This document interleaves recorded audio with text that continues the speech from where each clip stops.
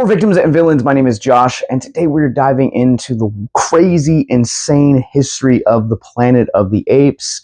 It's been a long time since I've done a top 10 list here on this video, and I am such a nerd with a high anticipation for Kingdom of the Planet of the Apes. I thought I would count down my picks for the top 10 Planet of the Apes movies, and yes, I am such a nerd that I am also including the 5 television movies that were released back in 1980. And if you're a strong ape fan like myself, then yes, I know that they are 2 television series episodes put together, but I'm still including them anyways. My list, my rules, let's kick it off. At number 10, we have The Forgotten City of the Planet of the Apes. Now, this happens to be one of those 5 television movies I was just talking about. And the thing that I really found to value about the television series as a whole, it didn't last even a full season, but a mere 14 episodes. And in those 14 episodes, they explore a lot of the same themes that the original big screen 5 did back in the 60s and 70s. But with the television show, it was really able to explore a lot of the lore, build up a lot of some of the minor themes or some of the minor kind of throwaway plot points from the original films. And with this film in particular, what these 2 episodes of the television series were able to do was really showcase and really kind of flesh out not only the history and the exploration of the city that we follow throughout these main 5 films that kind of kicked off this franchise, but also at the same time, we also get to kind of have a better understanding of the history of the world and the Planet of the Apes. Number 9, I have Escape from Planet of the Apes. Now, Escape is an important film for the mythology of the Planet of the Apes because it does give us our first introduction to the character of Caesar, even though later sequels would really flesh him out. And a lot of the Rupert Wyatt, Matt Reeves films would really kind of flesh him out and bring him full circle. But the thing that I really liked about this film was that this was the 3rd of the original 5, and it also manages to really be quite different than not only 1 and 2, but also 3 and 4, and any film that we've gotten since. So Cornelius and Zara kind of, after the aftermath of Beneath the Planet of the Apes, are brought to the kind of back into history, back into kind of modern day 1970s America. And honestly, this is just a really goofy film. This is a lot of fun. There's nothing, it's kind of really political in nature about it, or kind of really has a social commentary. This is just a lot of just fun, pure, really goofy kind of camp. And honestly, that's what I really like about a lot of the sequels, is that they feel very different in nature, and in this kind of story that they're telling, it feels different than what existed before it, but also it manages to keep pushing the mythology forward. And Escape is just a really fun film. It's a different side of Cornelius and Zara that we didn't really get to see. Plus, it brings back one of the original actors from the first Planet of the Apes in a different role. At number 8, I'm going to actually get a lot of hate for this, but I'm going to put the 2001 remake in this list at number 8. I grew up on this film. This film was released while I was still in my developmental stage of what I really kind of clung to in terms of film. It was when I probably was less than like 1 to 2 years into just my cinephilia phase, and I just absolutely clung to this. I watched this movie on nauseum as a kid when I had the VHS, and there's just a lot of nostalgia that's attached to it for me. Now, having seen the entirety of the franchise, from everything from its books to video games to movies, television, etc., I can kind of understand why people hate this movie, but this will always hold a special place in my heart, simply because this was my introduction into the franchise. Not only was this film the introduction for the franchise for me, again, showing my age here, but it also gave me a deep, profound respect and passion and love for practical effects and for names like Rick Baker, who worked on this film. Plus, this is kind of the starting point where Paul Giamatti started becoming one of my favorite actors, so there's also that for me. Number 7, we're heading back to the small screen with Life, Liberty, and the Pursuit of the Planet of the Apes. A lot of the 70s tones and camp are still very present, but this television movie does a really good job at exploring a lot of things that we now are seeing in our own kind of media today with information suppression and kind of the narrative control, if you will. And this television movie in particular just feels very timely, and I love this movie. Again, I think it's really an achievement in these television movies that the practical effects and the prosthetics look as good on the small screen as they do on the big screen. I think it speaks volumes to the attention to detail that a lot of these television movies bring and oftentimes go unnoticed. This television movie happens to be one of the more thought-provoking entries into the Apes franchise, and I really respected that. Plus, it has one of the best endings to any ape film within the franchise. At number 6, we are staying with the small screen and back to the Planet of the Apes. Now, this is the first of the 5 Planet of the Apes. This is the one that I think really surprised me. I grew up watching a lot of reruns on TV Land.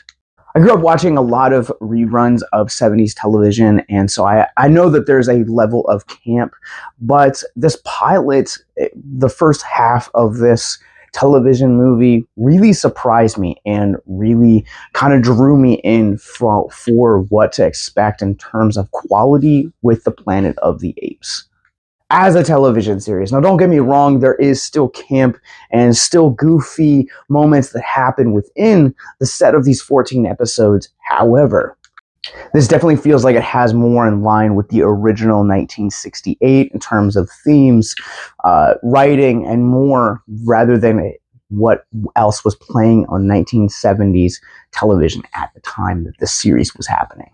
It should also be worth mentioning that this television movie introduces the 3rd character in the franchise that Roddy McDowall plays, and this actually might be my favorite of the 3. Like, I will always have a special place in my heart for the other characters he plays, but there's just a lot of sass and spunk that this character in particular has.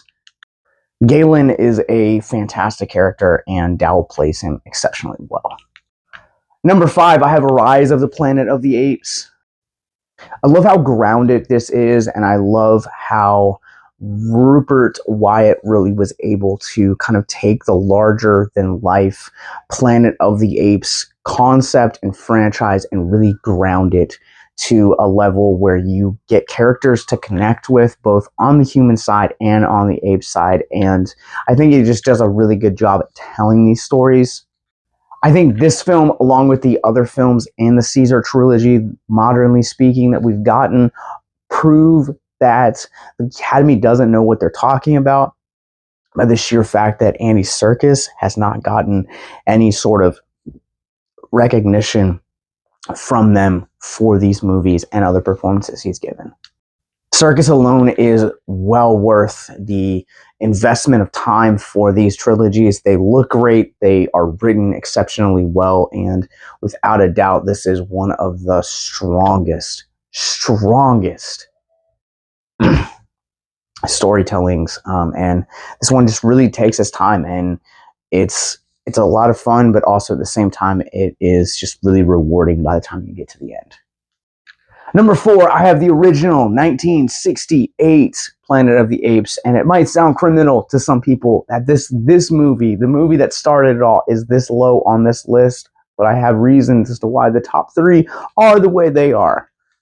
Honestly, what can I say about this movie that we haven't said already in the Abyss Gazing episode we did last week, so go check that out. I'll provide links in the show notes below, but all of my parts are summed up there. I think this movie is just not only a lot of fun, but it's also just steeped in a lot of political commentary that still feels very, very modern. I feel like watching the OG Planet of the Apes just hits differently in an age where we are talking about possibly banning TikTok because of the way that information spreads on it, amongst other reasons. Charlton Heston, Roddy McDowall, and that list just goes on as to why that movie is so freaking good. It started off and just gave me an entire list of reasons as to why I love this franchise. Number 3, War for the Planet of the Apes.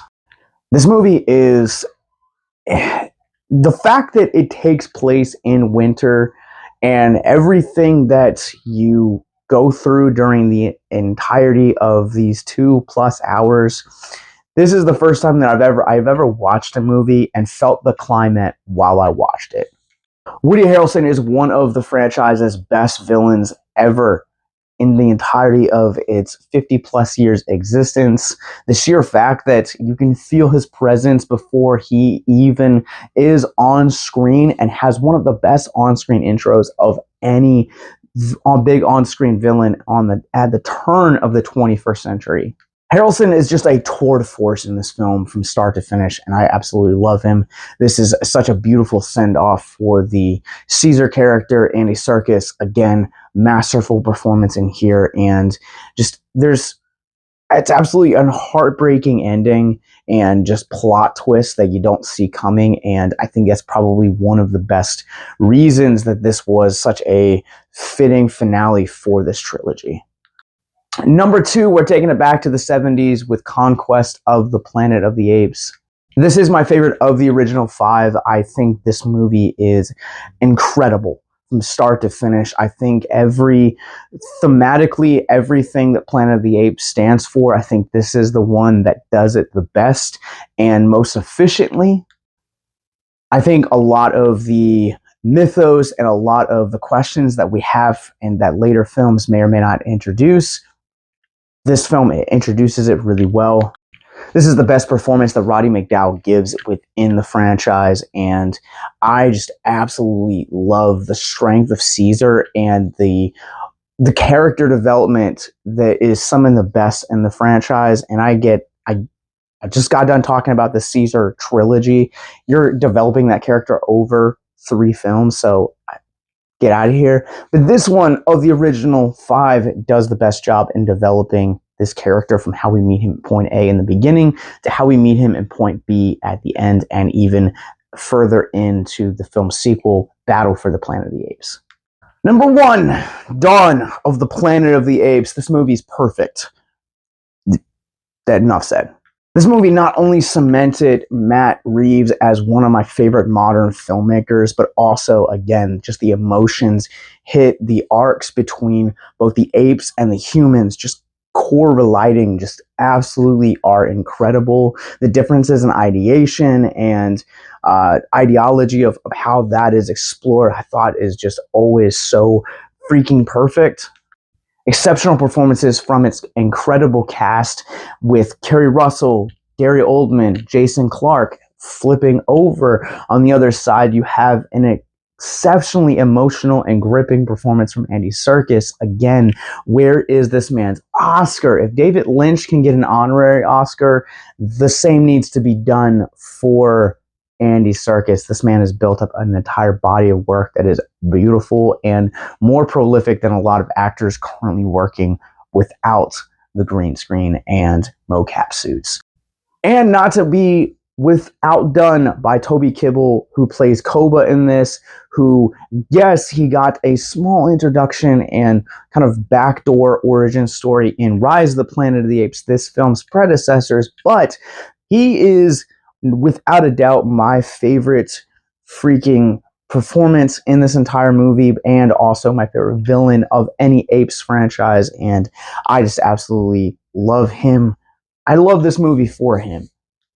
And there you have it. Those are my top 10 controversial picks for the top 10 Planet of the Apes movies. I know I got some hot takes and some spiciness that's sprinkled in there. But check out our episode on abyss gazing for Planet of the Apes, and check out this weekend Kingdom for the Planet of the Apes, which we will be releasing our spoiler-free thoughts on right here on YouTube and victimsandvillains.net. So make sure that you guys hit that subscribe button. And until next time, remember to stay classy. We'll see you in the next one.